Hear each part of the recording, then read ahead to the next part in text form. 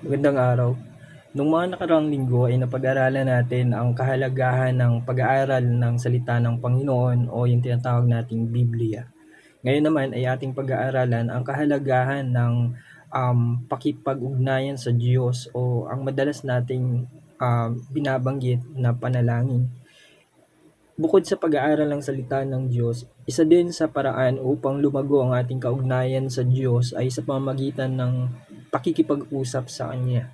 Ito ay pakikipag-ugnayan sa banal na Diyos. Tandaan natin na hindi lamang tayo nakikipag-usap sa isang simpleng tao, kundi nakikipag-usap tayo sa isang Diyos na umibig sa atin, isang Diyos na banal, isang Diyos na nagbigay sa atin ng kapatawaran sa ating mga kasalanan, at isang Diyos na nagbigay sa atin ng daan ng kaligtasan. Ano nga ba ang panalangin?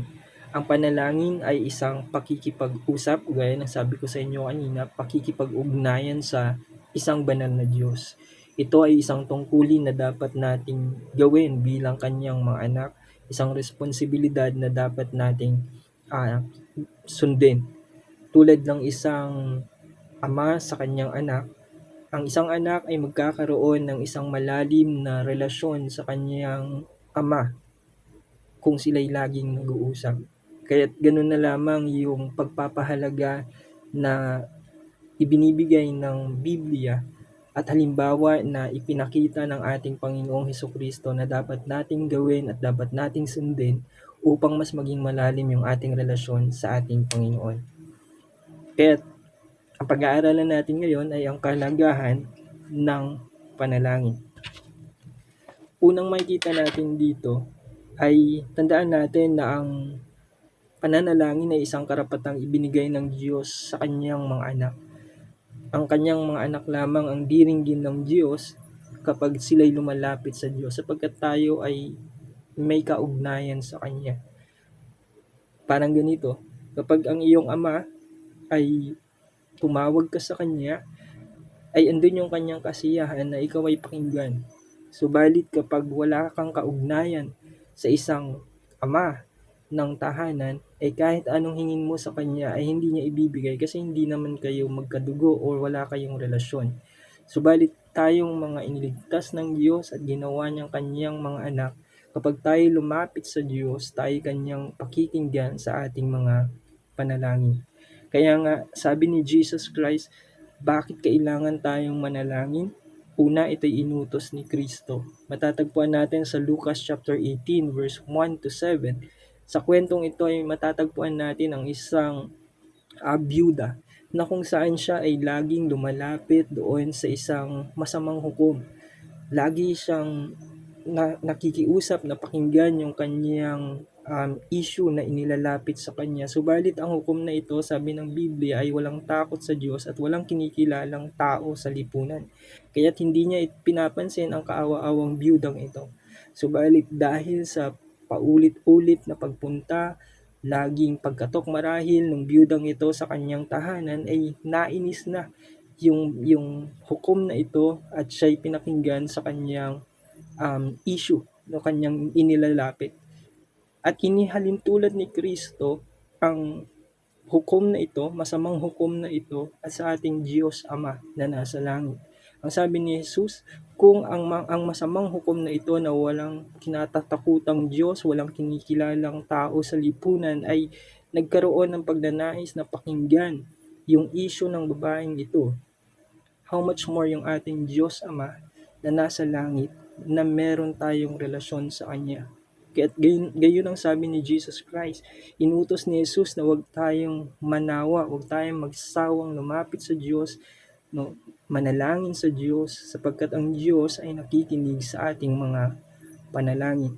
Pangalawa, hindi lamang si Jesus nagbigay ng utos, kundi siya mismo ay sumunod doon sa utos na ito na dapat na manalangin. Sa Mark chapter 1 verse 35, makikita natin dito na si Jesus ay nung after nung kanilang mga ginagawang ministry, natutulog sila, no paggising niya sa umaga, ang una niyang ginagawa ay siya ay nananalangin. No, pumupunta siya sa isang tahimik na lugar upang manalangin. Yun yung kanyang paraan ng pakikipag-ugnayan sa kanyang Ama sapagkat siya nga ay Diyos na nagkatawang tao at ito lamang yung kanyang paraan upang makipag-ugnayan siya sa kanyang Ama sa langit. Pangalawa, makikita natin dito sa Mark chapter 6 verse 46 to 47, no, after nung kanyang ministry na siya ay nangaral, no, nagturo, no, bago matapos yung kanyang mga gawain, bago siya magpahinga at tuluyang matulog, ay si Jesus ay pumupunta muli sa isang lugar upang siya ay makipag-ugnayan, manalangin, makipag-usap, makipagniig sa kanyang Ama na nasa langit. At hindi lamang iyan, makikita din natin sa Luke chapter 6 verse 12 na kung saan si Jesus ay nagkaroon ng isang madibdiban, sabihin natin, na pakikipag-ugnayan sa kanyang Ama sapagkat siya magdamag na nanalangin sa Diyos. Ito yung panahon na alam niya na iiwan na niya na yung kanyang mga disciples, malapit na siyang ipako sa krus, no.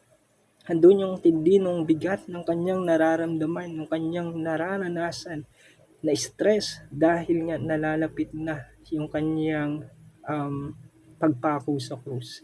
Andun yung kanyang kalungkutan, no. Kaya nanalangin siya ng magdamag, nakipag-ugnayan siya sa kanyang Ama, no. Inilabas niya lahat ng kanyang nararamdaman na kabigatan sa kanyang puso, no, bilang isang nagkatawang taong Diyos. So, kaya nga si Jesus ay nagpakita ng halimbawa na lagi siyang nananalangin at ganoon din dapat yung ating gawin, no. Tayo ay manalangin pagkagising natin sa umaga, magpasalamat tayo sa Diyos na meron tayong panibagong buhay. Sa pagtulog naman natin, bago tayo matulog, magpasalamat muli tayo sa Diyos at ganoon din muli, no. Pwede rin tayong makipag-ugnayan sa Diyos ng magdamag. Pwede tayong manalangin sa Diyos sa panahon na tayo nahihirapan. Sa anumang oras, anumang panahon, ay pwede tayong tumawag sa Diyos.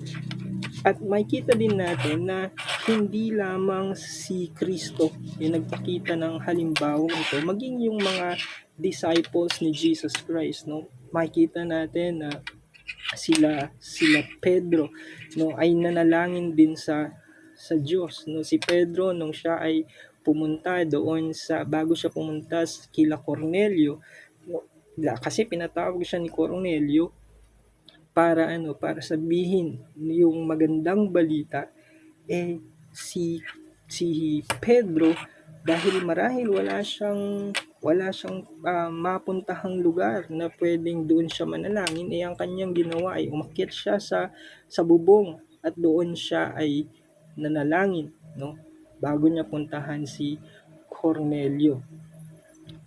Ganun din naman si Daniel, no, si Daniel na kilala natin, no, na siya ay pinersecute nung panahon uh, ni Haring Dario, dahil nga nilagdaan ni Haring Dario ang isang kautusan na walang pwedeng sasambahin na ibang Diyos ang mga nasasakupan niya kundi siya lamang. At dahil ito ay nilagdaan ng hari, hindi maaaring mabaliwala ang kanyang utos. Kaya nga ang ginawa ng mga ang ginawa ni Daniel nang malaman niya na nilagdaan ng hari ang ganong kautusan? Siya ay lumapit sa Diyos, nanalangin 3 beses sa isang araw gaya ng kanyang kinaugulian. At nung merong mga spies at nalaman ito ni Haring Dario, siya ay pinarusahan at itinapon doon sa lion's den, kung saan ang buong akala ng haring ito at maging ng kanyang mga tagapayo ay lalamunin si Dario ng mga lion, but instead, yung mga lions na ito ay naging friends, naging kaibigan ni Daniel. Ano ang dahilan? Bakit nakaligtas si Daniel? Dahil siya ay lumapit, kipagniig at nanalangin doon sa kanyang Diyos, sa banal na Diyos na kanyang kilala, kanyang sinasamba, no? Hindi siya natakot dahil alam niya na ililigtas siya ng kanyang Diyos na pinagsisilbihan. Kaya nga ganun na lamang ang kahalagahan, mga kapatid, ng pananalangin, sapagkat ito ay una inutos ni Kristo, nagbigay siya ng halimbawa, at ganun din naman yung mga kilalang tao sa banal na kasulatan gaya ni Peter, at ganun din naman si Daniel. So ngayon, ano naman ang dapat nating so dito muna tayo magtatapos sa ating topic na ito, the importance of prayer.